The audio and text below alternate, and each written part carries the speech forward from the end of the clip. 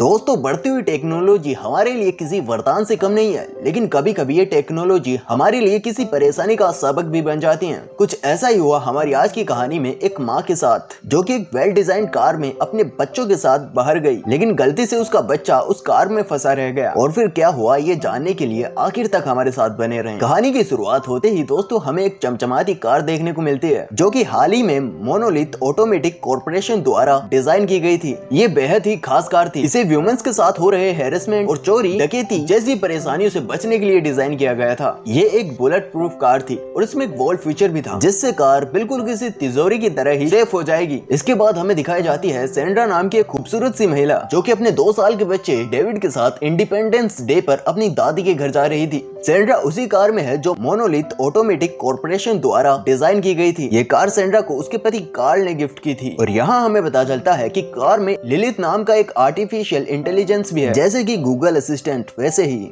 Sandra Lilith को अपना introduction देती है। बातों ही बातों में सेंड्रा को पता चलता है कि लिलिथ कार में सवार लोगों का वजन भी बता सकती है। इसके बाद लिलिथ डेविड के बारे में पता लगा लेती है कि वो एक बच्चा है। इसके बाद सेंड्रा के दिमाग की बत्ती जलती है, इसलिए वो पिछले कुछ दिनों में कार में बैठे लोगों का वजन चेक करती है। वहाँ उसे अपने, डेविड और कार्ल के अलावा किसी और का भी वजन नजर आता है, जो लग तो किसी लड़की जैसा रहा था, लेकिन ये कौन थी सेंड्रा कुछ भी समझ नहीं पा रही थी। इतने में कार्ल का फोन आता है। सेंड्रा फोन उठाती है और कार्ल उसे बताता है कि वो लॉस एंजलिस में एयरपोर्ट के पास एक होटल में रुका हुआ है। यहाँ सेंड्रा को पीछे से एरोप्लेन की आवाज भी आती है। फिर कार्ल सेंड्रा को बताता है कि तुम इसे अपने मोबाइल में दिए गए ऐप से भी कंट्रोल कर सकती हो। इतने में कार्ल के दरवाजे पर नॉक होता है और वो बिना कुछ कहे फोन काट देता है। इस पर सेंड्रा के दिमाग के तार पूरी तरीके से हिल जाते हैं और वो समझ जाती है कि दाल में कुछ तो काला है। इसके बाद हमें एक गैस स्टेशन दिखाया जाता है, जहाँ पर सेंड्रा रुकती है। इसके बाद वो कुछ सामान लेती है और जब वो पेमेंट करने जाती है तो वो टीवी में देखती है कि किसी तिजोरी को खोलने के लिए उसे एक ऊंची जगह से नीचे धक्का दे देना चाहिए। तभी सेंड्रा की नजर बाहर जाती है, जहाँ पर एक लड़का उसकी कार के आसपास घूम रहा होता है, लेकिन सेंड्रा कार का फुली सिक्योर फीचर ऑन कर देती है। उसके बाद वहाँ पर एक लड़का आता है, जो कि सेंड्रा से कहता है कि मैं आपका बहुत बड़ा फैन हूँ। असल में दोस्तों सेंड्रा एक सिंगर है, लेकिन डेविड के जन्म के बाद ही उसने सिंगिंग छोड़ रखी है।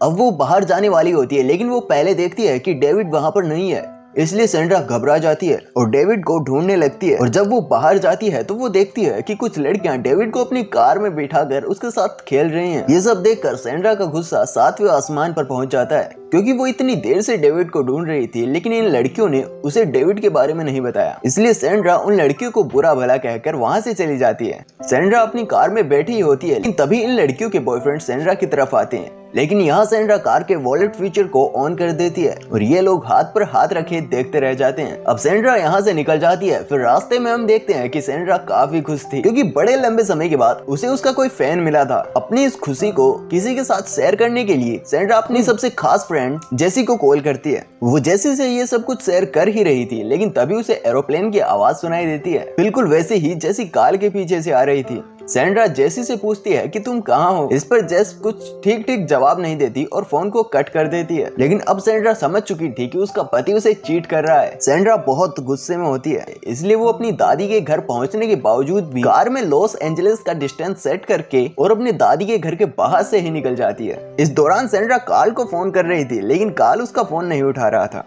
और अब वो अपना फोन भी डेविड के हाथों में दे देती है। सेंड्रा आगे बढ़ रही थी, लेकिन तभी लिलिथ उसे बताती है कि आगे जाम लगने वाला है। इस पर सेंड्रा उसे सबसे छोटा रास्ता बताने के लिए कहती है और लिलिथ के हिसाब से सेंड्रा उस कच्चे रास्ते से आगे बढ़ना शुरू कर देती है। और इस कच्चे रास्ते पर सेंड्रा के अलावा और कोई भी नहीं था और अब रात भी हो चुकी थी। और तभी सेंड्रा को सामने से लाइट जलती हुई दिखाई देती है। वो सोचती है कि ये एक पावर स्टेशन होगा, लेकिन अफसोस वो तो एक पावर हाउस था। सेंड्रा यूं ही आगे बढ़ती रहती है, लेकिन वो बहुत ज्यादा परेशान थी, इसलिए वो सिगरेट जलाने लगती है। लेकिन लिलिथ धुआं डिटेक्ट करते हुए उसे वार्निंग देने लगती है। अब सेंड्रा, जो कि पहले से ही गुस्से में थी, वो लिलिथ से कहती है कि कार का एआई सिस्टम बंद कर दो। लिलिथ भी ऐसा ही करती है, लेकिन धुएं की वजह से डेविड को खांसी होने लगती है और इसलिए सेंड्रा सिगरेट फेंक देती है। लेकिन इसी बीच एक हिरन कार के सामने आ जाता है। सेंड्रा कार को रोक लेती है और जब वो बाहर निकल कर देखती है तो वो देखती है कि हिरन मर चुका है। और दूसरी ओर सेंड्रा के बेटे डेविड के हाथ में सेंड्रा का फोन था, जो कि गलती से ऐप को खोलकर कार का वॉइस मोड ऑन कर देता है। ये देखकर सेंड्रा कार के पास जाती है, लेकिन कार अब ओपन नहीं होने वाली थी। सेंड्रा डेविड को समझाने की कोशिश करती है, लेकिन डेविड बहुत छोटा और बहुत मासूम था। उसे ये मालूम नहीं था कि उसने क्या किया है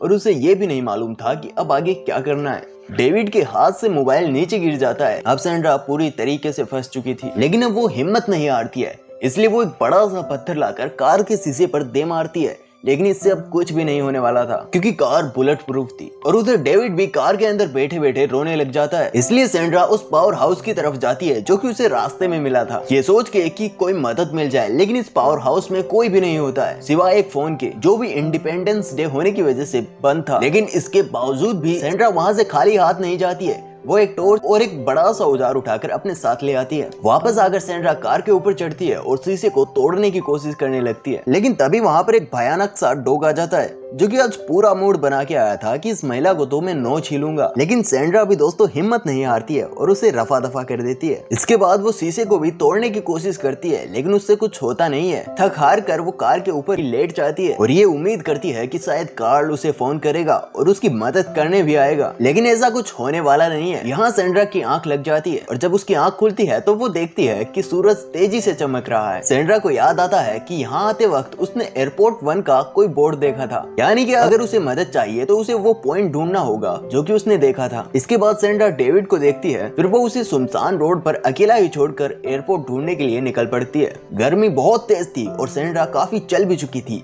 इसलिए उसे अब प्यास लगने लगती है। तभी उसे एक नदी नजर आती है और वो उससे पानी पीने लगती है, लेकिन वो उसका पानी पी नहीं पाती है क्योंकि उसका टेस्ट बहुत ही खराब था। काफी देर चलने के बाद वो उस जगह पर पहुंच जाती है, लेकिन यहाँ पर सिर्फ एक ही प्लेन था और वहाँ पर कोई भी मदद करने के लिए नहीं होता। लाचार सैंड्रा एक टायर को जला देती है ताकि कोई धुएं और इस आग को देखकर उसकी मदद करने के लिए वहाँ पर आ जाए, और एक खाली बोतल लेकर वहाँ से निकल जाती है। वापस आते वक्त सैंड्रा उस बोतल में पानी भी भर लेती है। तेज धूप में लंबा सफर करने के बाद जब सैंड्रा वापस कार के पास आती है तो वो देखती है कि डेविड की हालत बहुत ज्यादा खराब है। सैंड्रा डेविड को जगाने की कोशिश करती है और कार का टेम्परेचर सही करने के लिए वो उस गर्म पानी को भी कार के ऊपर पलट देती है। तभी सैंड्रा को समझ में आता है कि अगर वो कार के पास आग जलाए तो क्या पता कार का एआई सिस्टम ऑन हो जाए और कार का दरवाजा भी खुल जाए। इसलिए सैंड्रा कार के आसपास आग जला देती है। सैंड्रा की सोच के हिसाब से इस धुएं और आग की वजह से कार का एआई सिस्टम ऑन हो जाता है, लेकिन एआई सिस्टम ये डिटेक्ट कर लेता है कि ये आग कार के अंदर नहीं बल्कि कार के बाहर लगी है। इसलिए कार का टेम्परेचर अब और ज्यादा बढ़ने लगा था, क्योंकि अंदर के वेंटिलेशन को बनाए रखने के लिए जो फैन ऑन था अब वो बंद हो चुका था। सैंड्रा समझ जाती है कि अब डेविड के लिए अंदर और ज्यादा खतरा बढ़ गया है, इसलिए वो दोबारा से उस हथियार से कार के शीशे पर वार करती है। लेकिन हर बार की तरह इस बार भी कोई फायदा नहीं होता है। इससे परेशान होकर सैंड्रा एक जगह पर बैठ जाती है और वहाँ पर उसकी आंख लग जाती है। जब वो वापस उठकर देखती है तो डेविड की हालत उसे और ज्यादा खराब लगती है। लेकिन सैंड्रा लाचार थी, उसे लगने लगा था कि शायद अब तो डेविड मर चुका है। लेकिन तभी अचानक से डेविड अपना हाथ हिलाता है, जिससे सैंड्रा की एनर्जी वापस आ जाती है। इतने में हम देखते हैं कि वही पहले वाला जंगली कुत्ता वहाँ पर वापस आ जाता है और सैंड्रा पर हमला करने लगता है। सैंड्रा कुत्ते से बचने के लिए कार से नीचे चली जाती है, लेकिन इसके बाद वो कुत्ता हिरन की बॉडी को खाने लगता है, जिससे कार पीछे की तरफ जाने लगती है। और ये देखकर सैंड्रा घबरा जाती है और कार को पीछे जाने से रोकने लगती है। कार को पीछे जाने से रोकने के बाद सैंड्रा एक जगह पर बैठी होती है। अभी उसे वो टीवी याद आती है जो कि उसने पावर स्टेशन पर देखे थे। तो वो सोचती है कि अगर वो इस कार को नीचे फेंक दे